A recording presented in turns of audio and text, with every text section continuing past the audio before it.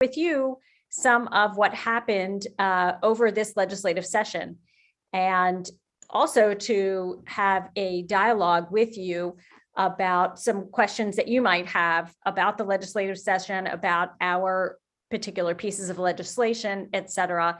And really want to give this opportunity to you also to ask us questions and to hear about your concerns in the community. So we are grateful for your taking the time this evening to be with us, and we'll just get started. Want to jump in. We had a very productive session this year. We are getting back to whatever the new normal is after COVID last year and our quite different session last year. We were in person. The Senate started out in person and remained in person throughout the 90 days. Our committees met in person. We had floor sessions in person, and we had hearings where the public came down and testified in person. And so it was different from the House. The House, obviously, there are many more of them, and it was a little more challenging for them. But I would say this is a session of care. We are, of course, still very focused on COVID.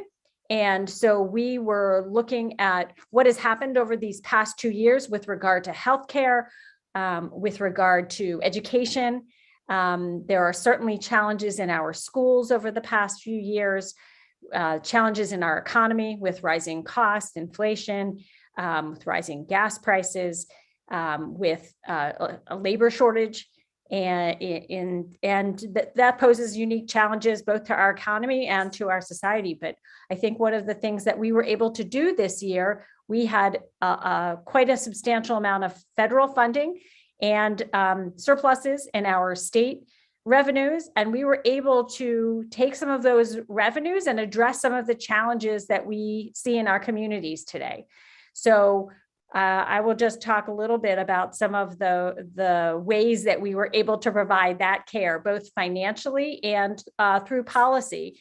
For the first time, we were able to allow dental care from Medicaid. And I think Lisa's going to talk, she may talk some about that in her role in the Health and Government Operations Committee. We were able to put money in the rainy day fund in a way that we haven't in the past. We were able to increase certain assistance to the most vulnerable among us. We were able to provide special assistance to our healthcare workers and our hospitals that have been so stretched over these past few years. We were able to provide some rate increases to workers in nursing homes and those who work in behavioral health and with developmental disabilities, and those who to get people off of the waiting lists for people who are children who are served, children with autism who are served. We were able to provide some assistance to nursing homes and assisted living facilities. We were also able to provide quite a bit of resources to law enforcement. And to victims of crime, to childcare providers. We know that many of the barriers to people reentering the workforce have to do with childcare, and the number of childcare providers has been substantially reduced over these past couple of years. So we were able to provide some financial resources that way, and we were able to, policy-wise, to be able to expand, for example, time for workers to be able to spend with after the birth of a child, or if someone in their family was sick. We were able to expand access to reproductive health care. And we were able to focus on mental health in a way that we haven't been able to in years past. You are going to see in the coming months a 988 service that is going to be able to provide some support both to law enforcement and to families that are struggling with behavioral and mental health issues. I serve on the Judicial Proceedings Committee, and Delegate Cardin serves on the corresponding committee in the House. So he's going to talk about some of the issues that were before his committee. Some of the big ones in our committee related to juvenile justice reform. And we can talk about that in some of the questions and answers that you might have. My committee also has jurisdiction over housing issues. We were able to put a lot more resources into the development of workforce housing. We were also able to address some of the concerns of renters in the community who might be trying to access rental assistance.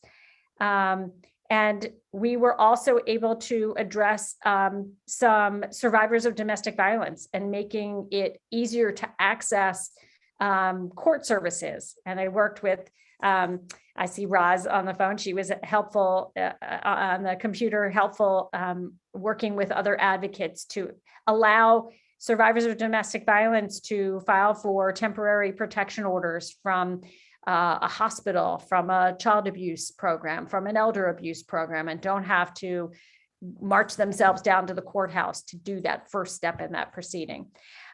We were able as a team to bring a number of resources, financial resources, back to the community to support some really important institutions. And I think I saw her on here, Shelly Morheim, who is the head of the Pikesville Armory Foundation. We were able, very proud, to be able to bring back $3 million to support the redevelopment of the Pikesville Armory, which is going to be on its way to becoming a fabulous anchor institution in our community.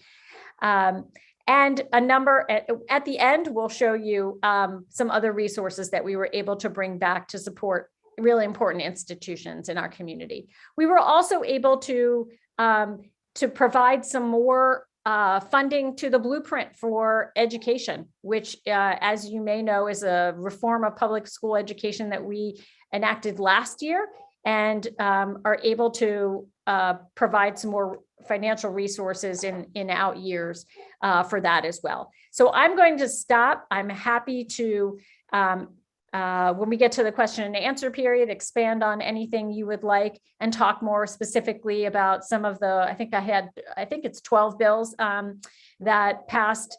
Not all, I'm hoping that they will be signed by the governor, but we'll see. It still remains to be seen. But I'm going to turn it over right now to Delegate Stein, who can talk about his role as Vice Chair of the Environment and Transportation Committee and some legislation that he was involved with. So thank you again for coming this evening.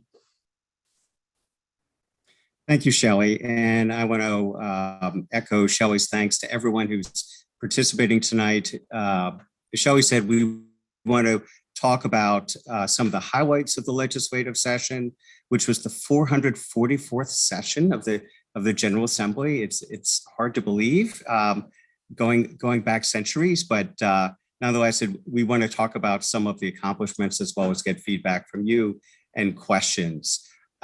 Shelly said, I'm Vice Chair of the House Environment and Transportation Committee, Chair of the Environment Subcommittee. So in that role, I was very proud to play a leading role in this year's Climate Solutions Act legislation. I mean, for anyone who is someone who cares strongly about the environment in particular, and in particular cares about fighting climate change, this was a memorable year. The climate legislation that we passed was described by the League of Conservation Voters as the most significant action on climate anywhere in the country in 2022. And that they said that a couple of weeks ago. Among other things, what leading scientists say, that for states, for countries to fend off the worst impacts of climate change, we have to get to net zero emissions. And that's what we committed ourselves to through this legislation by 2045.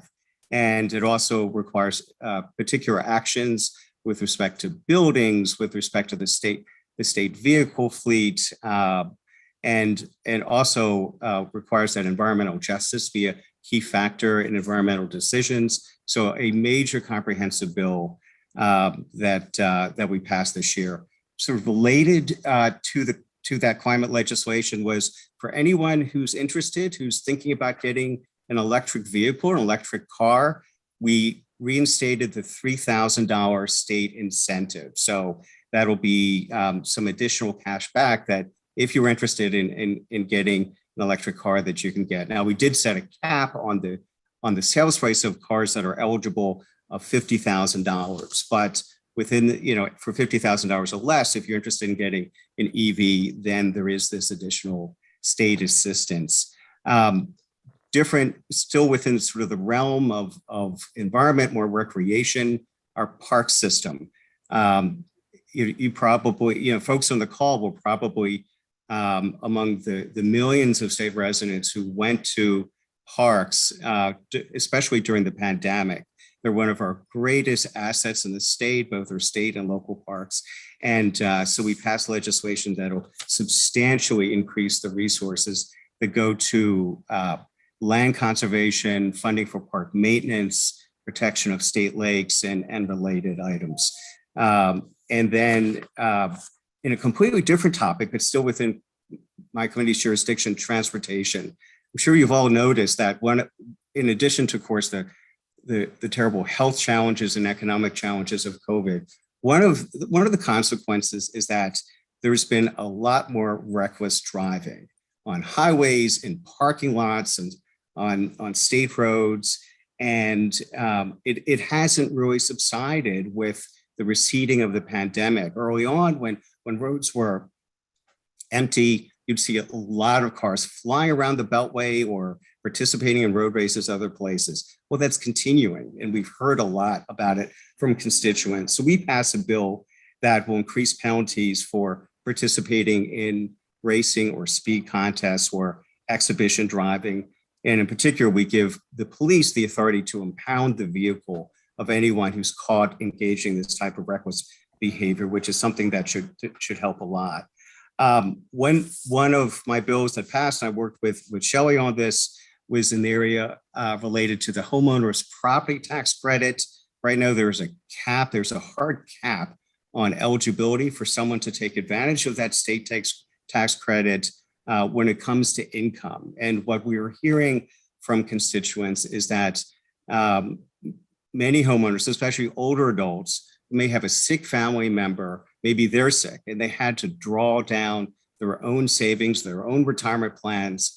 That would bump them over the eligibility income for this property tax credit. And so Shelly and I worked on legislation which passed, which provides Baltimore County flexibility when it comes to a homeowner that has suffered this, has personal illness or has a sick family member, and they have to use their own resources.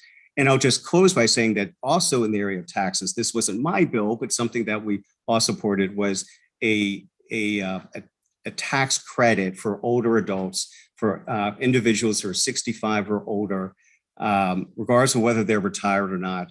If an individual has net income, annual income of $100,000 or less, or with a couple $150,000 or less, then you'll get a state tax credit when you file your taxes. So with that, I will close, and I will be happy to turn things over to my colleague, John Carden.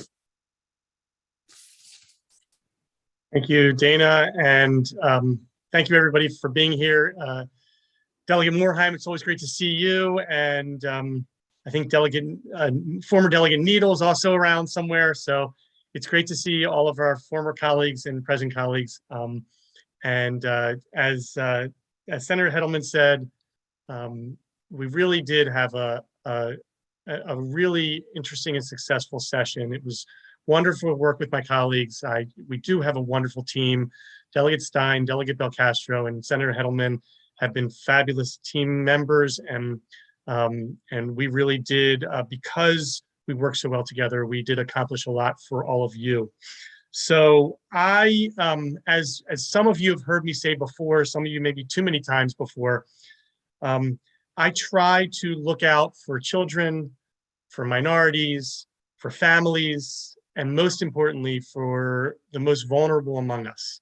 That has been my MO, that has been my goal for the last 20 years that I've been working in the public world. And it has driven me and brought meaning, but not only to my family, but to, I believe, to the constituents and to the citizens of Maryland. So instead of highlighting legislation, I can highlight a few things that were my bills that I sponsored, and I'm very proud that we passed. But I'd like to really highlight some of the other maybe lesser known bills, maybe better known bills, but ones that are going to impact those communities I think need them the most. The first, and as the senator already said, we serve on juxtaposed committees. I serve in the Judiciary Committee in the House, and so what I have focused on as both a practicing attorney and as somebody who chairs the Civil Law and Procedure Subcommittee are issues dealing mostly with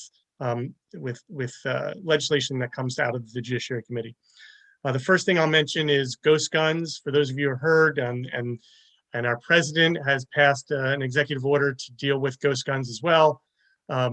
We in Maryland have passed one of the most strenuous, one of the strictest ghost gun bills that basically requires anybody who has an unserialized or an untraceable firearm has to get it, has to put a serial number on it, has to make sure that it is properly registered, so that we can trace and our guns better and make sure we manage any kind of illegal activity happening with firearms. I think it was about 4 years in the making, and we finally passed it. It was a very, very exciting piece of legislation. We also passed a referendum to legalize, to ask the voters whether they want to legalize recreational use marijuana. That will be on the ballot in November, and you will have an opportunity to vote on that. If that passes, we passed a piece of legislation that essentially operationalizes or partially operationalizes the recreational use of marijuana. It puts in the issues such as making sure that we are going to look at the baseline of use and abuse of in the present, so that we can make sure as we monitor the use of it that we will not go into any kind of negative cycles that we've seen in other states.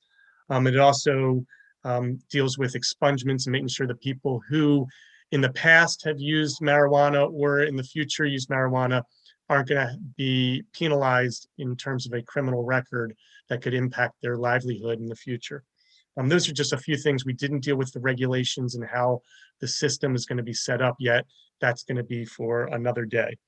The other two major pieces of legislation that I wanted to highlight, one is juvenile justice reform, which really just the main part of that legislation, which was sponsored by my chairman, Lou Clippinger, basically says that children under the 13 and under are not going to be prosecuted as adults without first having a hearing. So they are automatically going to be looked at and sent into the juvenile system unless there is good reason that the state's prosecutor or the state's attorney wants to waive them up into the adult system. I just think that children who are 13 and younger should have a fair shot at going through the juvenile system and keeping their adult record clean. So I certainly supported that legislation. The other piece of legislation that also deals with juveniles is the Juvenile Interrogation Act, which was one that I helped draft and I helped work on both in committee and on the floor, which really just makes sure that children, whether they're 8, 9, 10, 11, 12, 13 years old, they are not interrogated or questioned by the police, who are allowed to and expected to use deceptive practices, lie to them to try and get them to admit something, whether it's true or not. They are not permitted to do that without at first asking permission from their parents or getting the child a lawyer. I think it's just simple. We say we do that for adults, but we don't do that for children. It doesn't make any sense. And now we are doing that for children as well. And I can certainly go into more detail if anybody has any questions about that. The last thing I'll mention is that I'm so proud that the four of us were able to bring back some significant dollars through projects, through bond initiatives into the district. I'll just mention them. If anybody else wants to chime in, they certainly can. The Irvine Nature Center, supported by the primary sponsor was Lisa Belcastro on that. to help them build a permanent facility for their programs on their property. The JCC to build the first ever in Baltimore County or in the entire Baltimore region, an inclusion pool for people with disabilities and older adults who have a problem getting into pools to be able to get into a new pool with that access. Pikesville High School to finish the project, the stadium project for the Pikesville High School, and to finish the stadium project for the Owings Mills High School. And then Torah Simcha also was able to get a small bond bill to help improve their roof. I could go on for many more, but I will stop there and say thank you all for listening and pass it on to Delegate Belcastro. Thank you so much, Delegate Cardin, and thank you all for being here tonight. It is an honor to be with you. It's an honor to do this work on your behalf. For those of you that don't know me, my name is Lisa Belcastro. I serve on the Health and Government Operations Committee, and if you don't know, I was sworn in about 2 days before the COVID-19 pandemic became a thing. And so my time on the Health and Government Operations has really been defined by the COVID-19 pandemic. But however, this year, we had the opportunity to work on other issues, which I'm going to talk about now, some really important issues that aren't necessarily related to COVID-19. The first issue that I want to talk about is HB 937, the Abortion Care Access Act. So with women's healthcare and abortion access under attack across the nation and the potential that Roe v. Wade is going to be overturned, it has never been more important that we ensure Maryland protects a woman's right to choose. So this year, we passed the Abortion Care Access Act, which creates training programs to ensure that we have individuals here that can provide abortion care, but also make sure that young adults and those on Medicaid have the coverage that they need in order to access that care. With a number of southern states, we're reading about it in the news, restricting access to abortion care, there are certainly going to be more to follow. It's expected that Maryland is going to see an influx of individuals from other states seeking care. So this bill is going to ensure that we have the providers necessary to do that, and also strengthens our commitment to a woman's right to choose. The next bill that I want to talk about, this one's really significant to me as a special education teacher, is the End the Wait Act.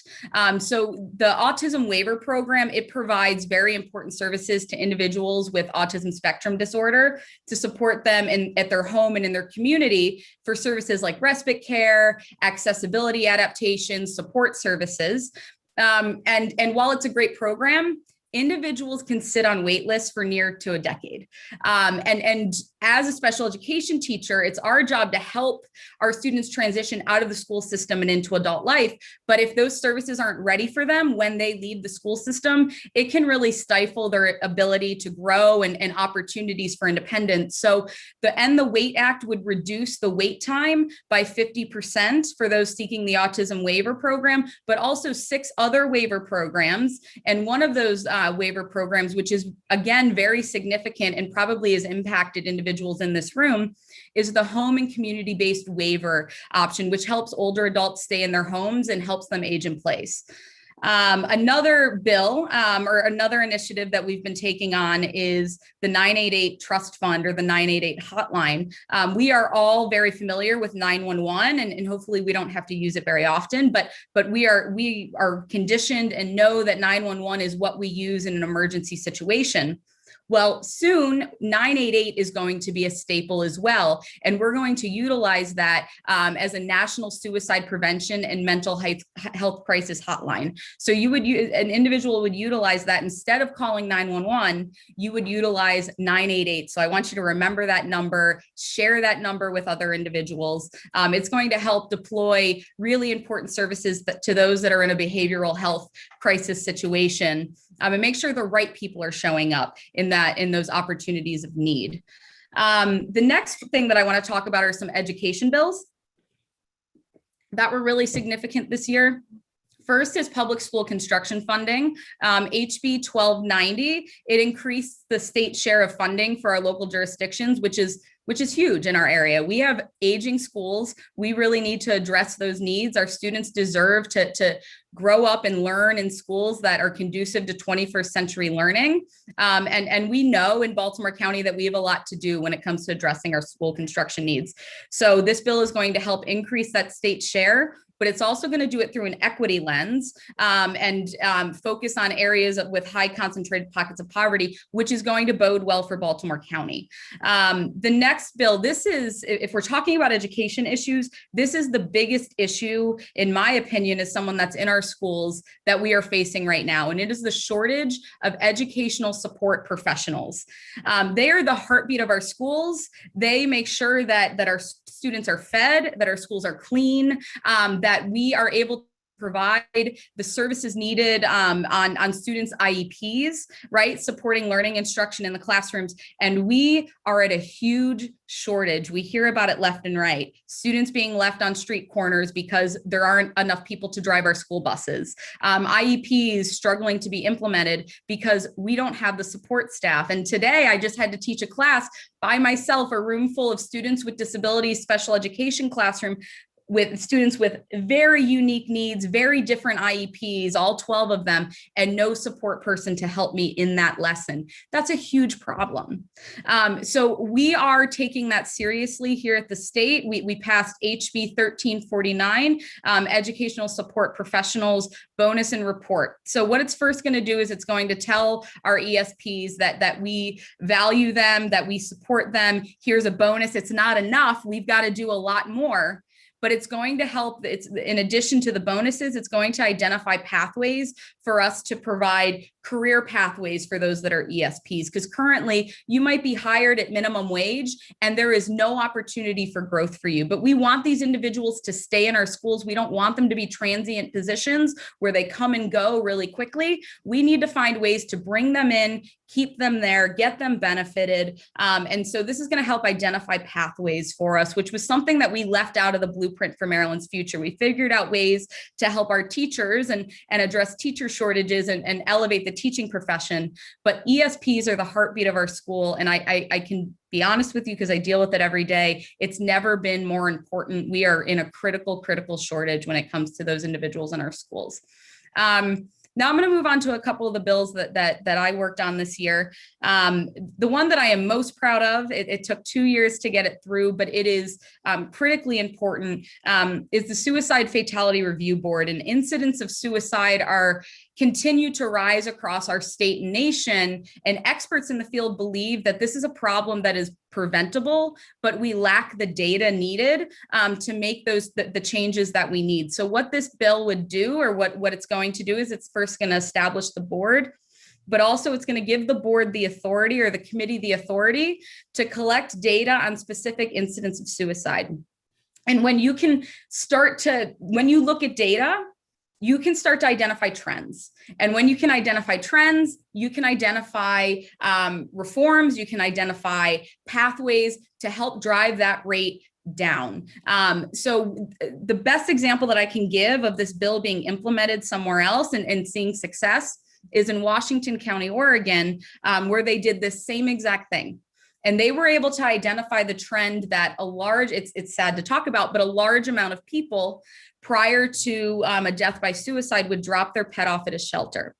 And when they identified that trend, they started to train individuals at the shelter to identify someone in distress when they came in. And if they identified someone with distress, they then taught them, who do you call in that moment, right? Because the person working at the shelter might not is clearly not the best person to deal with that issue, but who can you call to come and help that person in that moment of distress?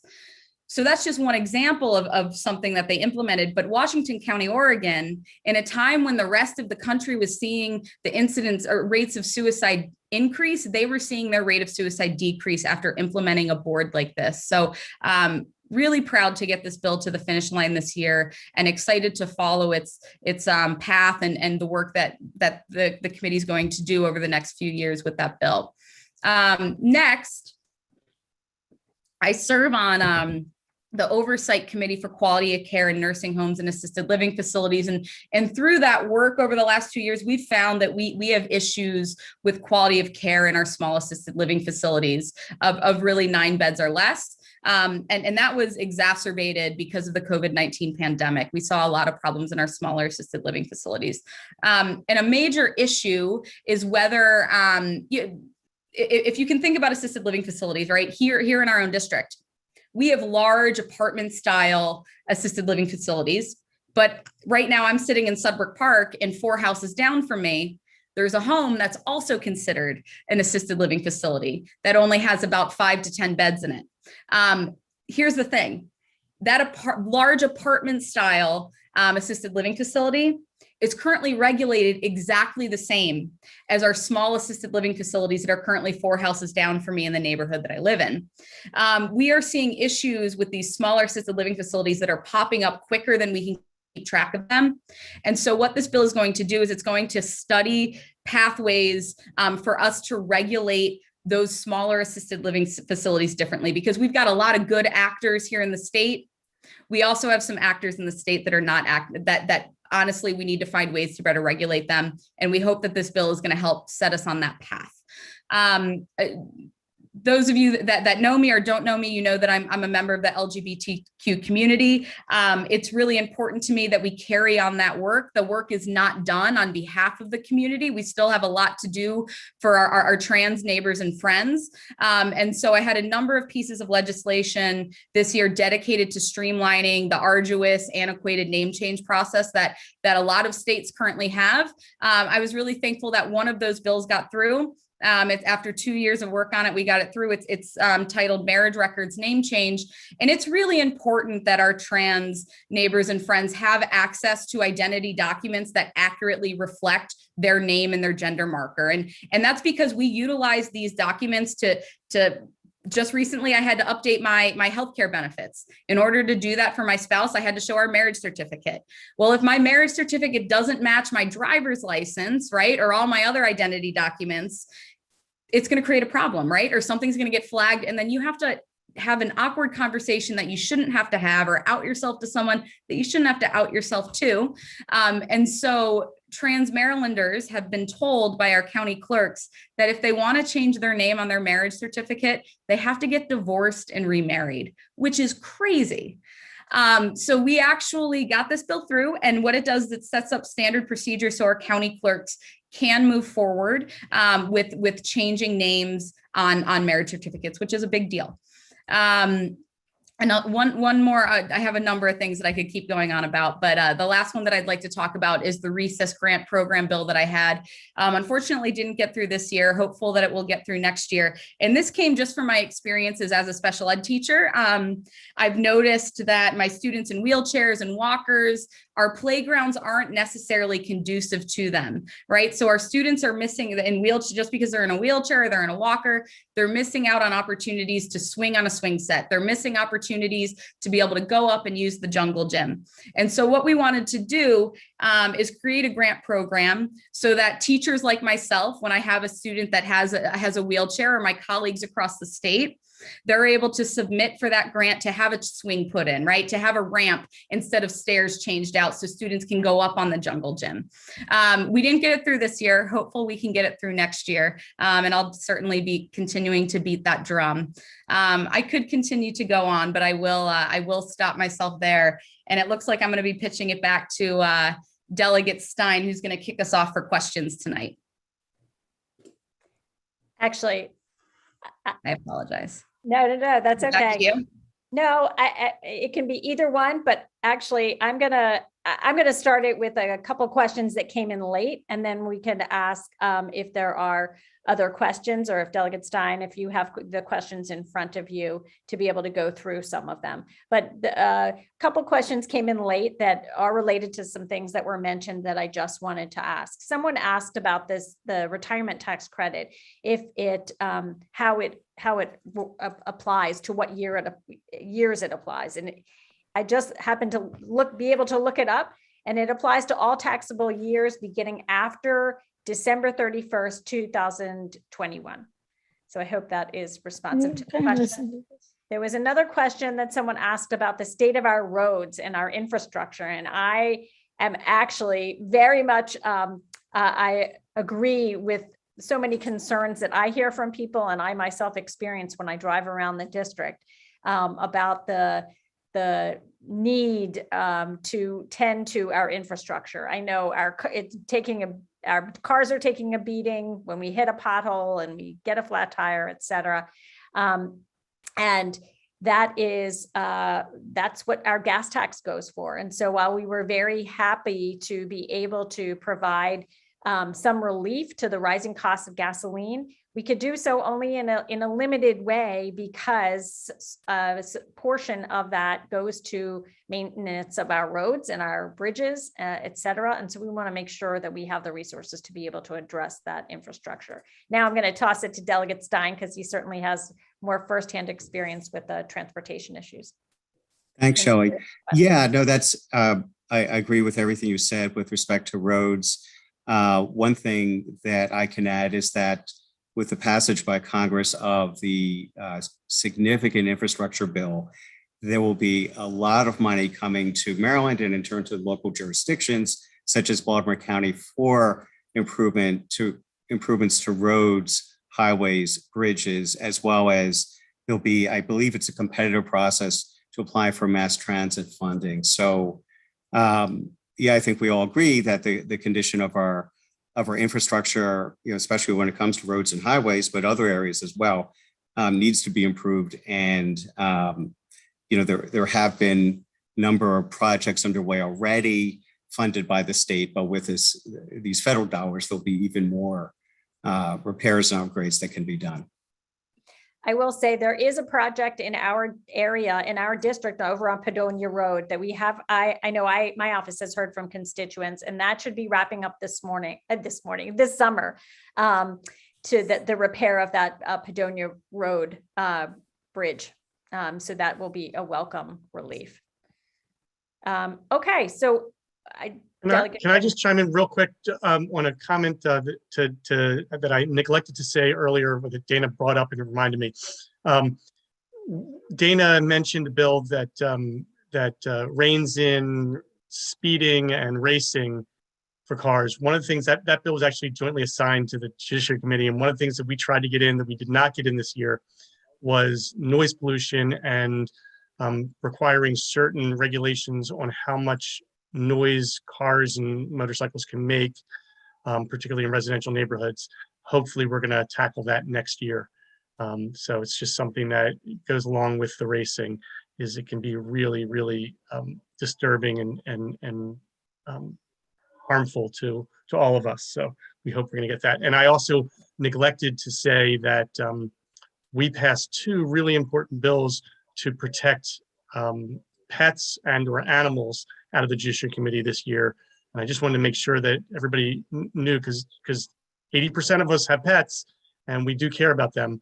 One is cost recovery if your pet has to be taken away from you for legal reasons, that you can get that cost can be recovered by the entity that has to take care of the pet. And the other one is what was it? It was extreme weather. Extreme weather. Thank you. Extreme weather, that prohibition and penalties for leaving your pet out in extreme weather. So we're real proud about those. And John, I'll just jump in and add that we also became the second state to prohibit the declawing of cats, except under very limited circumstances. And see that Lisa Radoff is in the audience, and she, with Maryland Votes for Animals and the Humane Society, were key advocates on that, as well as the other bills. Don't forget wildlife trafficking prevention that went through your committee as well. But thanks to everyone on this committee for the animal legislation, because all of these, we have amazing people in our district. So thank you to our legislators. So I think what we can do now, if you have a question and you would like to ask it of us, if you can go on the bottom to the reactions and click there and raise your hand, then we could call on it. And that would be really helpful. Or you could post it in the chat. And I see that Dr. Stitt just posted a question about the status in Baltimore County District 11 on affordable housing. So that is, that's an interesting question. So the county, Baltimore County, is under a consent decree to put forth a certain number, I believe it's 1,000 units of affordable housing over a certain period of time. And that is really on the county, and there's a county responsibility to do that. I will say I had a bill to, I spent a fair amount of time focused on housing, both rental and affordable workforce housing this year, because we do have a dearth of affordable housing. 80,000 units, I believe, is what we will be needing in the state coming in the next few years. And one of the bills that we passed this year will focus on on state properties. We have every year there are agencies that don't have any use anymore for their property, and so they then tell the Department of Planning that they don't necessarily need to use the property. I don't know if you remember, there were state agencies over in Timonium, and right, you're nodding your head, so you remember. The Armory, for example, also went through what's called the clearinghouse process, and the agency, the state will come to the local government and ask them if they have a need or a desire to use that property for anything. And the state has the other state agencies have a right of first refusal. Then it goes to the local government. They can say yes or no, and then it can be offered on the open market. What we did through this bill is ask the Department of Housing and Community Development to create a list of properties that whether they would be appropriate for the development of affordable housing using a set of criteria, and then make those properties available either to nonprofit or for-profit developers in keeping with the local zoning requirements, but using it for affordable housing. One of the expensive pieces in the development of affordable housing is land. And the purpose of this bill was to get at making the land, this excess land that the state currently owns and has no more use for, available for the development. So it was an exciting and I think creative piece of legislation that I worked on with a House member from Montgomery County, and it's a start. And I will say too, that today there was an announcement from the Department of Housing and Community Development, exciting announcement of more resources, and partly enabled by the federal government resources for affordable housing development. And that's for Rental Housing Works. It's very exciting that this year we will have substantially more resources available for the development. Tracy Miller asked, what will happen as far as John Sarbanes? So John Sarbanes is my congressman, many of your congressmen here. Actually, if you live in the district, well, not necessarily, but he will no longer be his congressman in the United States House of Representatives. He will not represent Baltimore City or Baltimore County any longer. He will just be his district has been redrawn. One of the things we didn't mention tonight that we did spend a lot of time on was redistricting. And we can talk about that also. But yes, so he will represent Howard counties and Anne Arundel counties, and he will also have to decide if he's going to remain. He happens to live in the 11th district, or if he's going to move to into Howard County or Anne Arundel County. I imagine for this go round, he's not moving so fast. And I think voters will understand that moving forward, that's a personal decision he will have to make. I hope that answers that.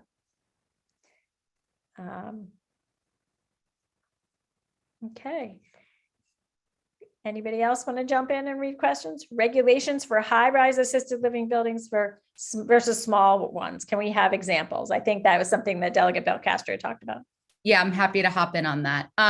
So what the bill that I described earlier addresses is any assisted living facility with 9 beds or less. So again, the best examples are on Reisterstown Road. Mr. Hettleman, you might, and Jeff, you might know the answer to this. I'm not sure. I forget the name of the assisted living facility is slipping my mind right now, but it's right on Reisterstown Road across from Sol Levinson. That's a large assisted living facility, right? And then if you can picture a small residential home in the community that you might live in, that is also considered, that could be an assisted living facility too, if someone converts it into it.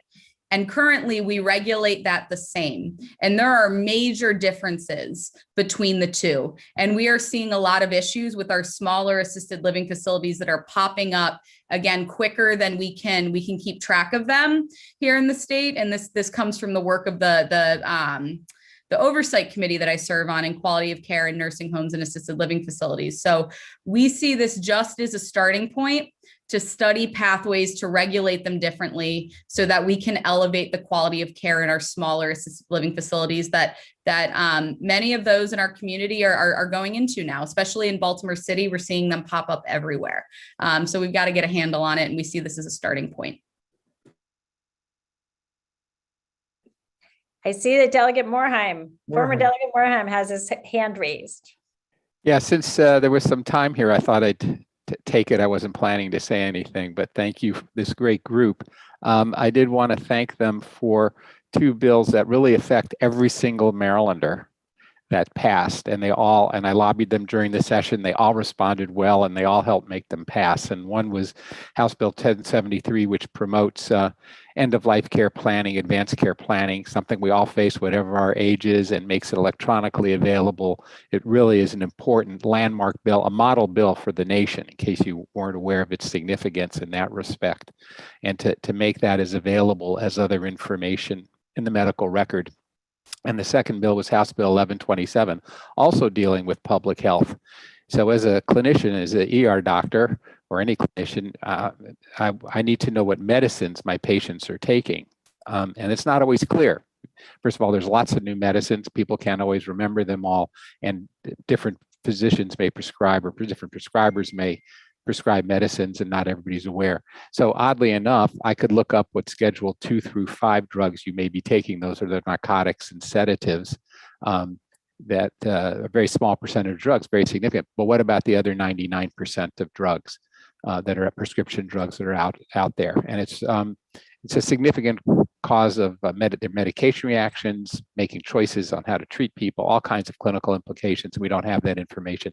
This bill makes it creates an electronic system with appropriate privacy and other security issues being addressed, available so clinicians know, and could avoid up to maybe 10% of hospital admission. So really, if you're taking a medicine, you're impacted by this. And these were significant bills. They didn't get attention because they weren't that controversial. I did write an article in the Sun paper about them, but all 4 of the legislators were active in support of this in one way or another, and really important and good stuff. And I thank them for that and all the other work that they did. If I could just jump in, I just want to say, Dan, thank you for all the work that you've been doing on end-of-life planning and continue to do. I mean, you're really sort of a national leader on this issue. So thank you for doing that. Yeah, it's not easy to tackle death and dying, be popular at meetings, but I also chair the county executive appointed me to the Behavioral Health Care Council, which I chair, and we deal with substance abuse and mental health and other issues like that. So I continue active, but you guys are at the front now. I did my 24 years, and I appreciate all of you. Dan, let me say that I'm going to be down at the Maryland State Bar annual meeting for a number of reasons, but one of the things I was asked to perhaps be at the meeting or in the discussion dealing with all the changes to the Estates and Trusts article, as it comes out of my subcommittee, and that bill, actually the one dealing with electronic signatures, I believe, among others, came out of my subcommittee, and maybe I'll call you because you can help me have a different perspective if I have an opportunity to speak on it to the State Bar. Just get in touch. That'd be great. Thanks. I also want to thank you for your many years of service, and that you're continuing on working on many of the same issues that you worked on in the legislature: substance use, end of life. And so, your public service just continues in a different way, and we appreciate it. Thank you. Lisa Radoff asked about the Pikesville Armory. So I can give a quick update. We were very pleased to be able to bring back, again, for the second year in a row, resources from the state. There has been a very comprehensive study and input process with the community and with the recreation department, with or Pikesville Parks and Rec, with the county officials, with veterans organizations that continue to meet at the NCO club there, with Boys and Girls Clubs that has an interest in the property, as well as many community members and the Pikesville Armory Foundation, as well as the 1,000 Friends of Pikesville group. And that has focused on what the uses should be of that property and really came to the conclusion it should be a combination of recreation, arts, culture, history, and we should bring all the resources that we can, state, local, and federal. We're very excited that our federal representatives were able to bring $2.4 million. And we recently had an event at the Armory where they presented a big check. But the first part of that renovation is looking at focusing on the NCO club and the outside. I know that our councilman has great aspirations, as we all do, for making the green space in the front along Reisterstown Road a community gathering space. So that would be really wonderful. And those are the first two pieces that we want to focus on. So more to come, but it is a continuing evolutionary process. I know they're looking at hiring an executive director and have been interviewing and talking with people and have applied to a number of different state, local, and federal agencies and programs for additional resources. It's a big property. It has renovation limitations because of its historic nature. But we were excited about its possibilities. I would say that this has been a true community effort in the planning for the repurposing of the Pikesville Armory. And many of the board members of the Pikesville Armory Foundation are on the call, and their fearless leader, Shelly Morheim, as well. So thank you for everyone's efforts in this great project. Someone just, Miss Bailey mentioned our staff, and I do want to give a big shout out to our staff. Each of us has fabulous staff that help us do our jobs and help us respond to the many, many constituent questions that we have, that you have, issues with state agencies that they are relentless tracking down for you. I know Janet Ekman is on from my staff here, Mara Dunnigan and Molly Berger all have been incredible helps to me and to all of you, I hope. We had also fabulous interns this session. I just want to put a plug in for young people. For a couple reasons. One is each of our offices has scholarships that we make available to people who are going on to college in state. We can provide scholarships to them. If you have nieces, nephews, grandchildren, children, please send them our way. That you have to live in the district and you have to go to school, higher ed institution in the district, unless it's a unique program that you can only get out of state. We can also send resources there. You have to go to school in Maryland, not in the district. I just wanted to make sure that yes, was in Maryland. Sorry if I misspoke. Yes, you have to go to in Maryland, and also we have internships that we are able to give a little stipend for too during our legislative session. And then finally, I know we're all heading into campaign season, and if you know folks who are interested in pounding the pavement with any of us, let us know about that too. So again, I do want to give a round of applause and hurrah for our staff. We don't say it enough. I don't say it enough, but I really appreciate them and all the time, effort, blood, sweat, and tears they put into helping make us look good and helping us address needs that you have in the community. Any other questions? No other questions? Anybody want to put them in the chat or raise a hand? If not, we will wrap up. We said we were going to go 7 to 8. So we have hit, we just hit 8:01, but hit 8 on the dot. But I don't want to cut anyone off if anybody has a question or anything that they would like us to address or anything that they would like to address. I see the Martha or Ed Yellow. Go for it.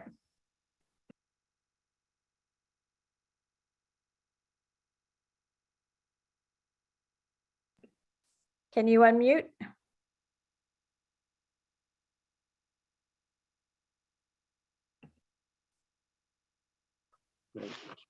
I have raised my hand. Oh, I'm sorry. I didn't see, but I saw Martha or Ed Yellow. They raised their hand. Oh, no microphone. Okay. Sorry. If you can put your question in the chat and then we'll go to somebody who raised your hand. Go ahead. And if you could please identify yourself. My name is Barry Hond. I live at 130 Slade Avenue, and I am a member of the National Federation of Blind. And I would also like to comment all of your staff who have been very helpful in putting together the conference call we had earlier this year for all of you. And they just do a great job. I couldn't agree more. And I do recall the conference call that we had. And I thank you for thanking them. And Barry, you are always welcome. We get a chance to talk to you at least once a year, and we appreciate hearing all the issues and all the thoughts that you have on legislation. So thank you. Thank you. I think Carol can you hear examples of regulations in assisted living facilities? I know, Lisa, I don't know if you want to speak to that. So I know I'll some of them, but go ahead. Yeah, so I will, I think you're going back to your original question and wanting me to expand on the original question. So let me start off by saying this was a bill which is very rare. We had all the stakeholders on board. Usually it's the AARP and the Alzheimer's Association against the industry, but we were able to come together and all agree that we need to figure out a path forward to regulate our smaller assisted livings much differently. So the answer is in terms of specific regulations that will come out of the bill, we don't have that answer yet because it's a study bill, and the study is going to identify pathways for us to regulate these facilities differently. But what I can say in the study, what we're going to look at is staffing issues, data, the collection of data and the output of data, and also reimbursement for services. If we're seeing staffing issues everywhere across the board, and that is very much true in our nursing home and assisted living facilities. So we have to make sure that we're first off reimbursing for services appropriately, so that we can pay those that work in our facilities a fair wage, a wage that they can sustain their families, and a wage that makes them want to stay and care for those that live within these facilities. So again, this is a bill that we had all the stakeholders on board with, and we all agreed that we have to identify ways to regulate our smaller assisted living facilities differently. But in terms of answering your question directly, we can't do that yet because the recommendations haven't been made. Right. Thank you. I just wanted to add one more thing that I know Delegate Cardin had mentioned our capital projects. One other, I don't know, I didn't hear him mention it, but is some supports to Irvine Nature Center and an expansion of their facilities there. We will put up a slide right now that will highlight what those projects are, and then we'll have a slide that has our contact information. So you can follow up with us if there are any other questions or concerns that you would like to reach out to us about. But again, I'd like to thank everybody for spending the past hour with us. We really appreciate it, and we appreciate you and everything that you contribute to our community to make it the great place that it is. Thank you. What about the questions we all sent in? Oh, I was using this as an opportunity to, if you would like to, rather than reading each one of them, if you, we're happy to have you ask that question, your questions right now. I don't know who asked what. That's the. Okay, so this is Randy Zenitz. And as you know from the PCRC meeting last night, I have very strong feelings and concerns about the handicap I feel that you all are giving the policemen right now. I feel that the bills and the concerns that the politicians are having are actually perpetrating the perpetrators instead of helping the people that are protecting us. And I am extremely concerned, extremely concerned. And I feel that Baltimore County has a chance of turning into what Baltimore City has become, which is basically the Wild Wild West, which I would hate to see. And to me, right now, I mean, the crime is on such an increased rate that I don't understand what is going on where, you know, basically you're putting handcuffs on the police because they can't do their jobs properly. Citizens aren't feeling safe whatsoever. And I feel that the bills and the different reforms that you all are doing, whether it be with the juveniles, which are clearly an issue because every month at a PCRC meeting, pretty much most of the repeat offenders are juveniles. Do I think children should have rights and protection? Yes, of course I do. But if you do 10 home invasions and you're 15 years old, you should be treated like an adult. I feel that you all ask for the police to have transparency. No problem. They should. So should the delegates, the senators, the judges, and the state's attorneys. So I feel that it's not an even playing field right now, and I'm not sure why. So I'd like to know what you all are doing to protect the citizens as opposed to helping the criminals get away with what they're doing and to continue to be repeat offenders, which is clearly a major problem. So I'm happy. Am I on? Okay, I'm happy to just make a quick comment if you'd like. Thank you very much for that. I mean, criticism is always welcomed. I will tell you that. So I deal as an attorney. I represent juveniles very often, and I had a case just recently where I had a 13-year-old who was taken off his front stoop, put on the curb, handcuffed, sat there for over 40 minutes, and taken into a squad car, driven to the station, and interrogated for over 2 hours. His mother was 10 feet inside the front door, never bothered to just knock on the door and say, oh, by the way, we're taking your son. And by the way, in the end, he was found that what they alleged that they thought he did, he didn't do. And after 6 months, the case was dismissed, but it took that long. And the treatment of him was abominable. It was awful. Now, I'm not saying that every situation is that way, but you cannot allow, we have a system that's set up, and I'll say what I said when I defended this bill in my committee. Louis Brandeis, Supreme Court Justice, said, we are better off letting 10 people free than putting one innocent person in jail. And treating a juvenile differently than we treat adults simply because they're impressionable and we can is wrong and it's inappropriate. Now, that being said, that doesn't mean that if it's appropriate to prosecute a 13-year-old or a 14-year-old as an adult, fine, we should do it. But you need to go through the proper hearing, and the prosecutor needs to make the case in front of a judge, and the judge needs to make a decision that this person should be prosecuted as an adult. I'm not saying that we're perfect, and I'm not saying it's not going to be that we're not making it challenge. We're not creating challenges. We should. Our police are given a tremendous amount of responsibility and rights. And when they're given that, they have to also we have to make sure that we are overseeing everything that they are doing.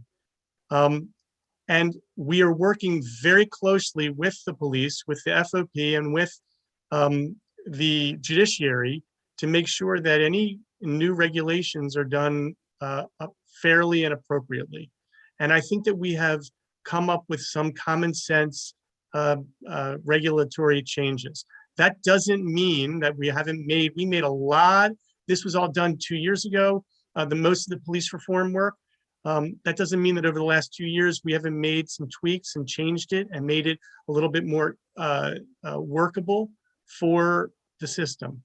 And I will tell you that I think having a very good relationship with our police chief, Chief Hyatt, that we are working very well in the county to make sure that we are managing all of these changes and still keeping a police force that can do what they need to do. That being said, of course, I am open to sitting down, talking about making changes that will empower our police to be able to do their job, but do it in a way that is both effective and civil and appropriate for the people with whom they are working. Okay. That's my comment. I don't feel that the police feel that way.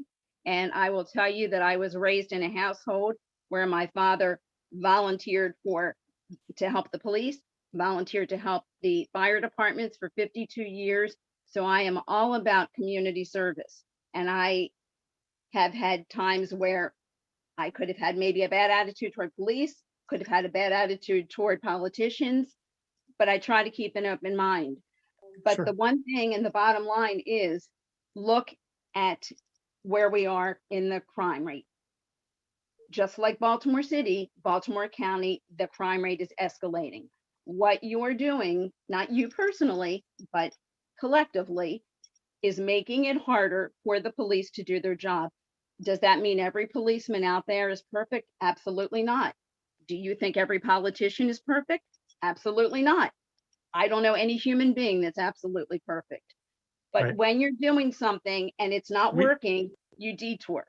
We And we are always open, and I'm not going to speak for my colleagues, but I am certainly always open to having these discussions.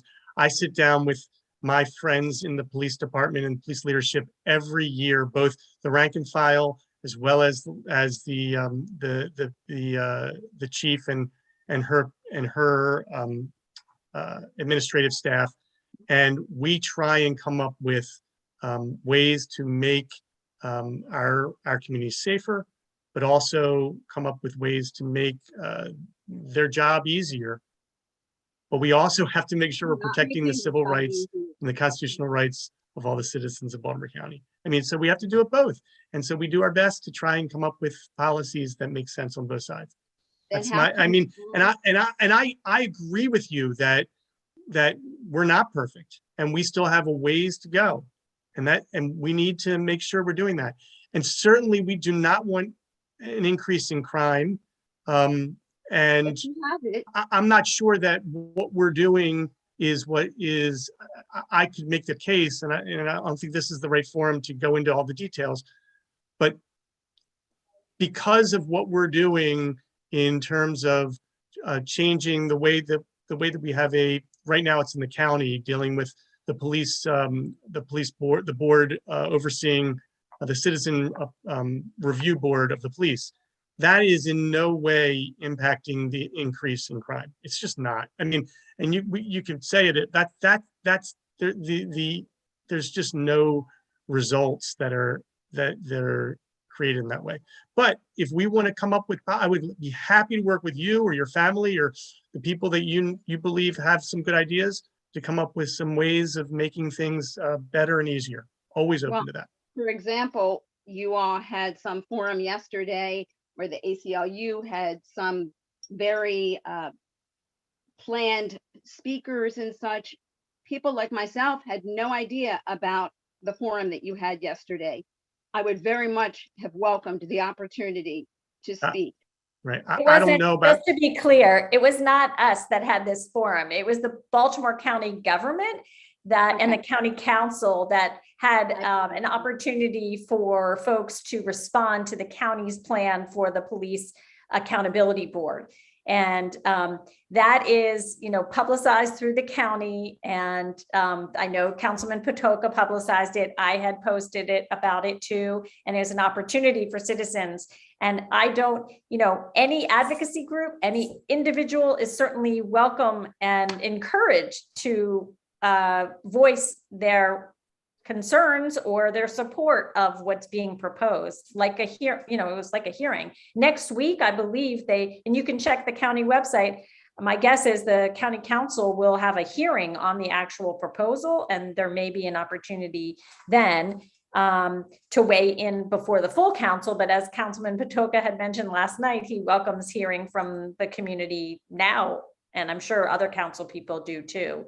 How can you get involved to go and speak about that? Because, again, in my opinion, since all of this police defunding publicity, for lack of a better word right now, has started in the past year and a half, there is no question that crime has gone up. There is no question that criminals feel that they have leeway to do whatever they want. I mean, as you on, I think Delegate Sarbanes had brought up about the driving. I mean, driving has gone, it just so out of whack. People are driving like they're insane because people aren't being pulled over as much. Again, Well, so I'm going to interrupt you here for 1 minute. So we have gone through in the past 2 years, I just want to say since March of 2020, our community, our society has gone through a pretty traumatic experience with COVID.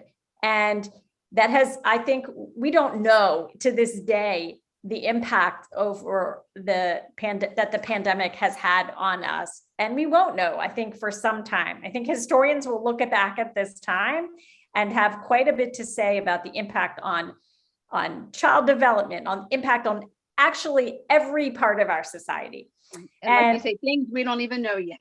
Correct. Yes, I agree. And I think that there has been a trend over the past number of years, and crime has increased, not just here, but across the community, certain kinds of crime, I should say. Actually, overall, the crime trend is down.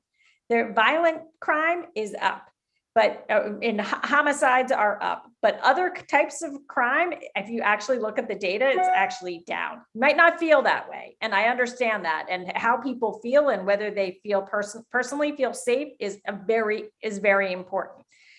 But I think this is a complicated problem. And I don't think that, first of all, a lot of what we did last year with regard to police reform hasn't even been implemented yet at all. It has not taken effect yet. And so I think it would be impossible to blame it on policy changes that haven't yet been implemented. Second of all, I'd like to say that I think that it's complicated how to address crime. I think you have to deal with prevention, you have to deal with intervention, you have to deal with rehabilitation, and you have to deal with justice and accountability. And you have to have all of those different pieces in place.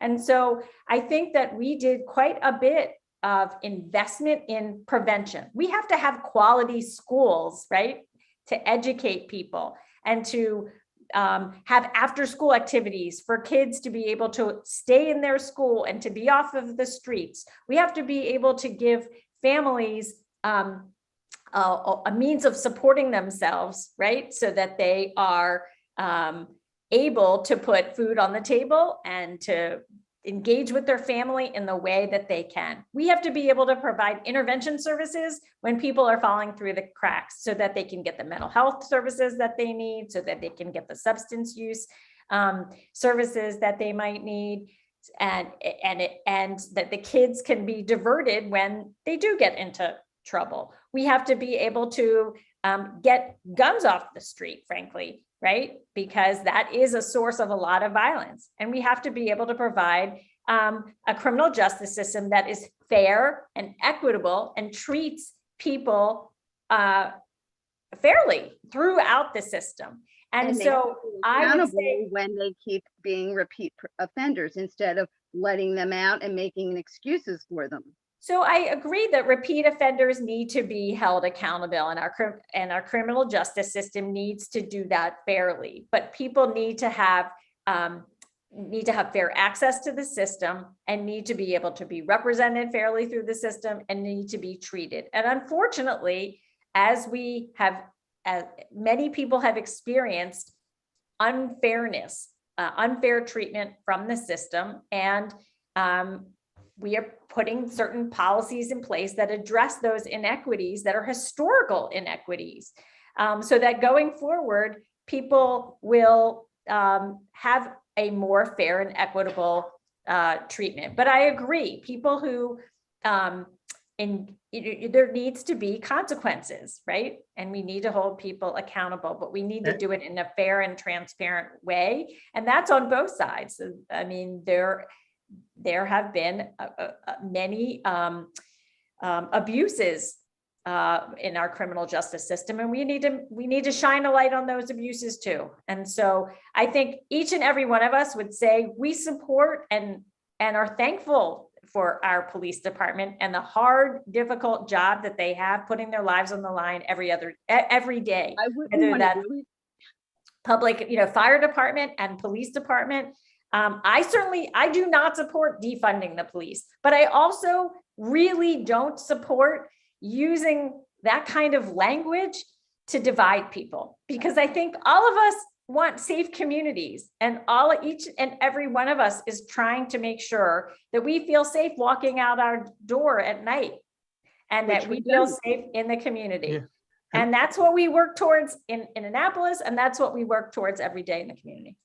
I understand. Yeah, and let me just jump in and add that while we all voted for the police reform measures from last year, at the same time, we all voted for the increased funding this year for crime prevention and victim services. This budget provides. Really helping the police. What's that? Absolutely, it is. No, it is. $46 million is going directly to law enforcement. Yeah. Directly in what areas? Because that's not the way I'm understanding it at all. Right. Across directly to the county police departments. And where is that funding going once it goes to the county departments? Is it going to just the social workers going with the police? Is it actually going to help them? It's going to enhance training. It's going to equipment. It's going to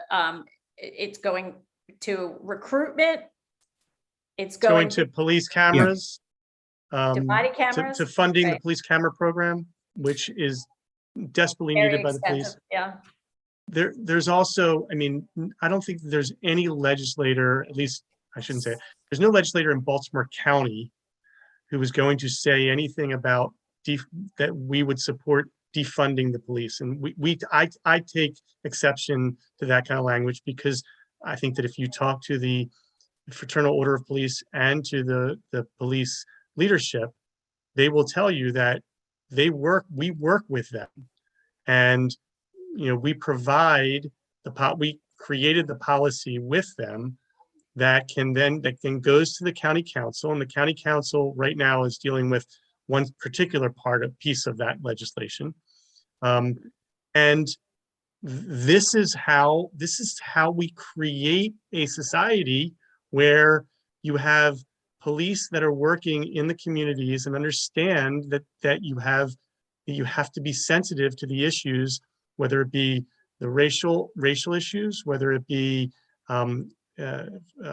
money and wealth issues in communities that are not wealthy enough, and therefore don't have tremendous amount of wealth, and therefore there has been perhaps inappropriate surveillance that's been done, and it's based on money as opposed to on crime statistics. And so all of these different issues are being worked out in a thoughtful, progressive way. And I'm thrilled. I mean, I understand your frustration, but I'm thrilled that we're having this conversation, because there needs to be this discussion needs to be had so that we can understand that we're all moving in the right direction, and to try and like Senator Hettleman said, we're not interested in dividing us into people who say, we don't want the police involved. That is not our community, and that is not our county, and that is not, frankly, that's not the state of Maryland. I don't think that anybody would say that in the state of Maryland. I don't feel like that about Governor Hogan. I don't feel like he feels like that, but I do feel, and when you say the word defunding, I'm not using that because I'm just bringing that in. It's because that terminology has been brought in and has been repeated over and over, not just with you all, just in general.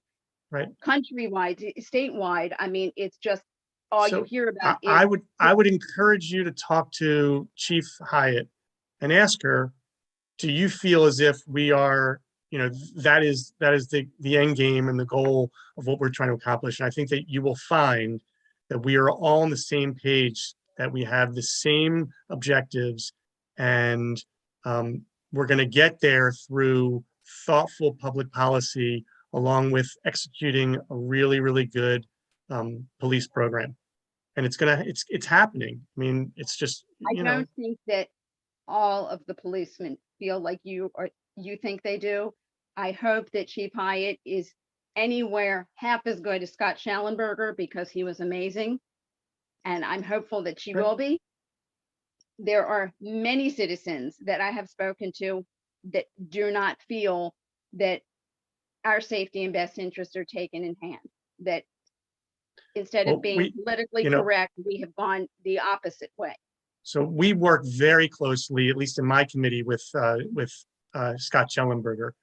And Scott, he's constantly trying to work within the confines of legislation that we put forward, figuring out how to empower the state's attorney, be able to have the state's attorneys and the police of the different areas of the state working well together within the parameters set by reasonable civil and constitutional rights provided to the citizens of the state.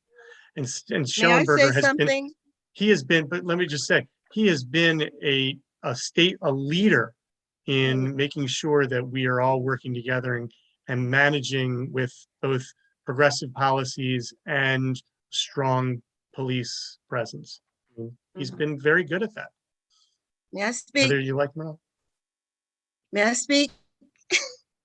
I would just like to interject, and I hope that we can get away from this, because defund the police just on its face without any explanation as to what it's supposed to mean is a ridiculous concept. And the people who thought it up and came up with it had a very specific purpose in mind, and it is happening right here as we speak, which is to be divisive.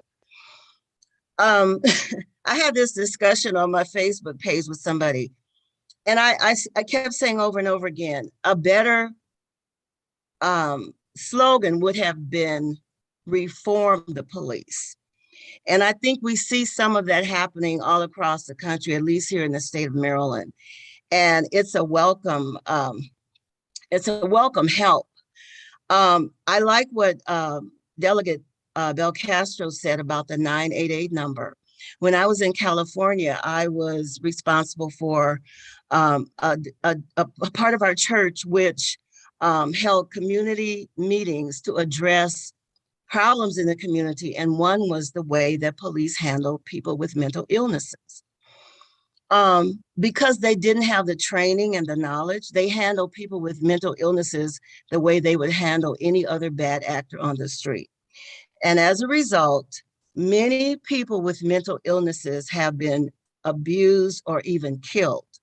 So it was very important to address that issue. And so when you talk about reforms, one of the reforms was to bring in mental health professionals that can be called out when they encounter a situation that police, by the very design of their job, are not trained to handle. So that's one of the aspects of it. So when we talk about reforming the police, we're not talking, defund the police means take away money. Don't pay the police. Take away money. If you take away money, you're not going to have police. That's just what it means on its face value. And every time someone would try to explain it, I would say, because of my public relations background, any slogan that you have to explain is not a good slogan. The slogan all by itself ought to tell what is meant.